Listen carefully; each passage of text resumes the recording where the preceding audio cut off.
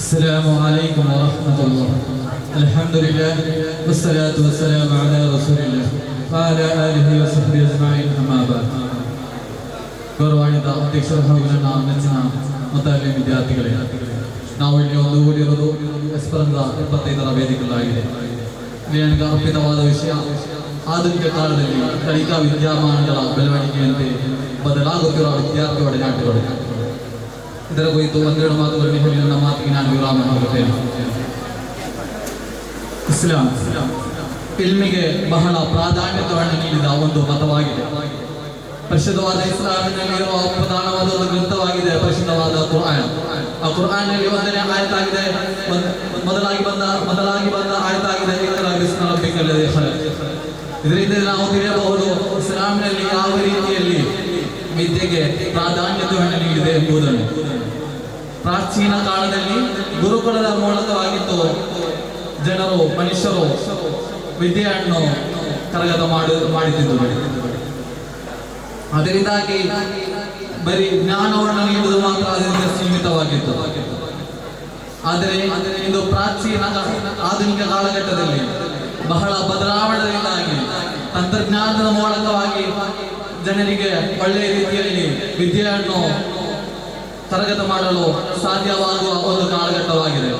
ಹಿಂದಿನ ಕಾಲಘಟ್ಟದಲ್ಲಿ ಕಷ್ಟಪಟ್ಟು ಎಲ್ಲಿಯಾದರೂ ಹೋಗಿ ಬೇಕಾದ ಪುಸ್ತಕಗಳನ್ನು ಕರಗತ ಮಾಡಿ ಅವರು ಕರಗತ ಮಾಡುತ್ತಿದ್ದರು.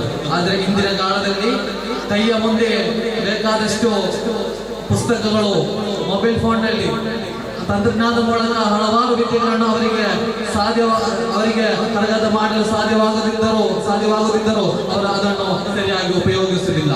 ಅದಾಗಿದೆ ಆಧುನಿಕ ಕಾಲದ ಜನರು ಈ ತಂತ್ರಜ್ಞಾನವನ್ನು ದುರ್ಬಳಕೆ ಮಾಡುತ್ತಿದ್ದಾರೆ.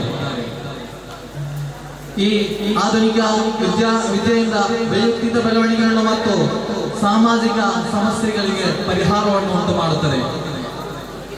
ಅದೇ ರೀತಿ ಆಧುನಿಕ ತಂತ್ರಜ್ಞಾನದಿಂದ ವಿದ್ಯೆಯು ವಿಶಾಲ ವ್ಯಾಪ್ತಿಯುಳ್ಳದಾಗಿದೆ. ಯಾವುದೇ ರೀತಿಯಲ್ಲಿ ನೋಡಿದರೂ ಯಾವುದೇ ವಿಷಯ ಲೋಕದಲ್ಲಿ ಇರುವ ಯಾವುದೇ ವಿಷಯಗಳನ್ನು ಕಣ್ಣು ಮುಂದೆ ನಮಗೆ ಕಾಣಲು ಸಾಧ್ಯವಾಗುತ್ತದೆ. ಸ್ಮಾರ್ಟ್ ಕ್ಲಾಸ್, ಡಿಜಿಟಲ್ ಲೈಬ್ರರಿ ಮುಂತಾದ ಉಪಕರಣಗಳ ಮೂಲಕ ಶ್ರವಣ ಮತ್ತು ದೃಶ್ಯದ ಮೂಲಕ ಆ ಒಂದು ವಿಷಯವನ್ನು ಸರಿಯಾಗಿ ಆಲಿಸಬಹುದು. ಆ ಆಲಿಸೋದನ್ನು ಹಲವಾರು ದೀರ್ಘಕಾಲ ನಮ್ಮ ಮೈಂಡಲ್ಲಿ ನಮಗೆ ಮೈಂಡಲ್ಲಿ ಒಳಗೊಳಿಸಲು ಸಾಧ್ಯವಾಗುತ್ತದೆ. ಭಾರತದಲ್ಲಿ ಇಂದು ಹಲವಾರು ಇ-ಲರ್ನಿಂಗ್ ಆ್ಯಪ್ಗಳನ್ನು ನಾವು ಕಾಣಬಹುದು. ಅದರಲ್ಲಿ ಪ್ರಮುಖವಾಗಿದೆ ಬೈಜೂಸ್, ಅನ್ಅಕಾಡೆಮಿ, ಕರ್ನಾಳ, ಅಪ್ಗ್ರೇಡ್ ಮುಂತಾದ ಆ್ಯಪ್ಗಳು. ಇದರಿಂದಾಗಿ ನಮಗೆ ಧಾರಾಳ ವಿದ್ಯೆಯನ್ನು ಅದರಿಂದ ಕರಗತ ಮಾಡಲು ಸಾಧ್ಯವಾಗುತ್ತದೆ.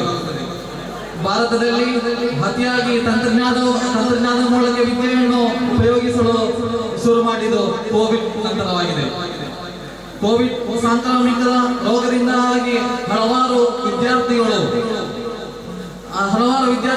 ಆ ತರಗತಿಗಳು ಮುಚ್ಚಿದಾಗ ಅವರು ಒಂದು ಕ್ಲಾಸ್ ರೂಮ್ನಲ್ಲಿ ಒಂದು ಕೋಣೆಯಲ್ಲಿ ಕೂತುಕೊಂಡು ಅವರು ಆ ತಂತ್ರಜ್ಞಾನದ ಮೂಲಕ ಅವರು ವಿದ್ಯೆಯನ್ನು ಕರಗತ ಮಾಡಲು ಅವರು ಶುರು ಮಾಡಿದರು. ಆದರೆ ಅದನ್ನು ಸರಿಯಾದ ರೀತಿಯಲ್ಲಿ ಅವರು ಉಪಯೋಗಿಸಲಿಲ್ಲ. ಇದರಿಂದಾಗಿ ಸಾಮಾಜಿಕ ಒಡನಾಟದ ಕೊರತೆಯೂ ಕೂಡ ಉಂಟಾಯಿತು. ಇದರಿಂದಾಗಿ ಒಂದು ವಿದ್ಯಾರ್ಥಿಗೂ ಕೂಡ ಏಕಾಂಗಿ ಮನೋಭಾವ ಕೂಡ ಅವರಿಗೆ ಬಂದಿತ್ತು. ಇದರಿಂದಾಗಿ ಹಲವಾರು ಜನರು ಆತ್ಮಹತ್ಯೆ ಕೂಡ ಮಾಡಲು ಶ್ರಮಿಸುತ್ತಿದ್ದಾರೆ. ಅದೇ ರೀತಿಯಲ್ಲಿ ಸ್ಕ್ರೀನ್ ಟೈಮ್ ಬಹಳ ಸಮಯದ ಕಾಲ ಅವರು ಸ್ಕ್ರೀನ್ ಟೈಮ್ ಅನ್ನು ಉಪಯೋಗ ಮಾಡುತ್ತಿದ್ದಾರೆ. ಇದರಿಂದಾಗಿ ಕಣ್ಣು ಮತ್ತು ದೇಹಗಳಿಗೆ ಬಹಳ ಅಪಾಯಕವನ್ನು ಉಂಟು ಮಾಡುತ್ತಿದೆ. ಅದೇ ರೀತಿಯಲ್ಲಿ ನಾವು ಪ್ರಧಾನವಾಗಿ ನೋಡುವುದಾದರೆ ಸೈಬರ್ ವಂಚನೆ. ಇಂದಿನ ಕಾಲದಲ್ಲಿ ಹಲವಾರು ವಿದ್ಯಾರ್ಥಿಗಳು ಸೈಬರ್ ವಂಚನೆಯಲ್ಲಿ ಮುಳುಗುತ್ತಿದ್ದಾರೆ. ನಾವು ಯಾವುದೇ ರೀತಿ ಎಲ್ಲ ದಿವಸವೂ ಪತ್ರಿಕೆಗಳಲ್ಲಿ ನೋಡುವುದಾದರೆ ಹಲವಾರು ಸೈಬರ್ ವಂಚನೆಗಳನ್ನು ನಾವು ಕಾಣಬಹುದು. ಇನ್ಸ್ಟಾಗ್ರಾಮ್, ಫೇಸ್ಬುಕ್, ಯೂಟ್ಯೂಬ್ ಮುಂತಾದ ಹಲವಾರು ವಿಡಿಯೋಗಳನ್ನು ನೋಡಿ ಅದಕ್ಕೆ ಅವರು ತಮ್ಮ ಜೀವನವನ್ನು ಬಲಿ ಮಾಡುತ್ತಿದ್ದಾರೆ.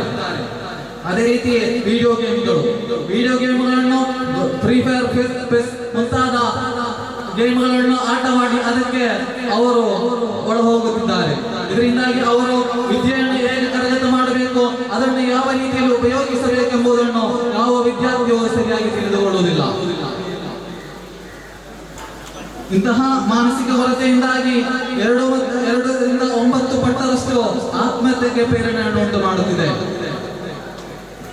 ಅದೇ ರೀತಿಯಲ್ಲಿ ನೋಡುವುದಾದರೆ ಹಿಂದಿನ ಕಾಲದಲ್ಲಿ ಗುರು ಶಿಷ್ಯರ ಎಡೆಯಲ್ಲಿ ಬಹಳ ಬಂಧವಿತ್ತು. ಆದರೆ ಗುರು ಶಿಷ್ಯರ ಎಡೆಯಲ್ಲಿರುವ ಬಂಧವು ಕೂಡ ಇಂದು ಬಹಳ ಕಡಿಮೆ ಆಗಿ ಬರುತ್ತಿದೆ. ಅದೇ ರೀತಿ ಅತಿಯಾದ ತಂತ್ರಜ್ಞಾನ ಅವಲಂಬನೆ ಇದರಿಂದ ಉಂಟಾಗುತ್ತಿದೆ.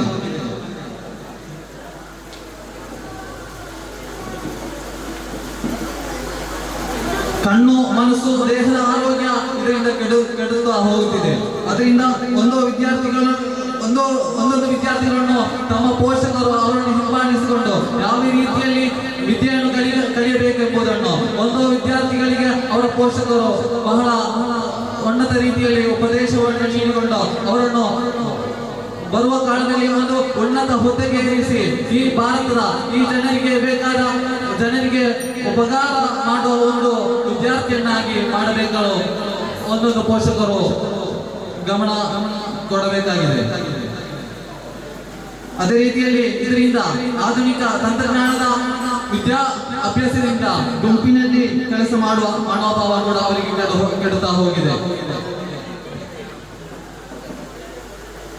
ಅದೇ ರೀತಿ ಇಂದಿನ ವಿದ್ಯಾರ್ಥಿಗಳ ಪೋಷಕರು ಕೂಡ ಇಂತಹ ತಂತ್ರಜ್ಞಾನಕ್ಕೆ ಒಳಪಟ್ಟುಕೊಂಡು ಅವರು ಕೂಡ ಅವರ ಮಕ್ಕಳನ್ನು ಕೂಡ ಹಾಳಾಗಿ ಮಾಡುತ್ತಿದ್ದಾರೆ. ಅದನ್ನೆಲ್ಲ ನಿಯಂತ್ರಿಸಿ ಪೋಷಕರು ಮತ್ತು ವಿದ್ಯಾರ್ಥಿಗಳು ಒಳ್ಳೆಯ ರೀತಿಯಲ್ಲಿ ಅದನ್ನೆಲ್ಲ ತಂತ್ರಜ್ಞಾನಗಳನ್ನು ಯಾವ ರೀತಿಯಲ್ಲಿ ಉಪಯೋಗಿಸಬೇಕು, ಅದು ಒಳ್ಳೆಯ ರೀತಿಯಲ್ಲಿ ಉಪಯೋಗಿಸಿಕೊಂಡು ತನ್ನ ವಿದ್ಯಾರ್ಥಿಗಳನ್ನು, ನಮ್ಮ ಮಕ್ಕಳನ್ನು ಒಂದು ಉನ್ನತ ಹುದ್ದೆಗೆ ಏರಿಸಿ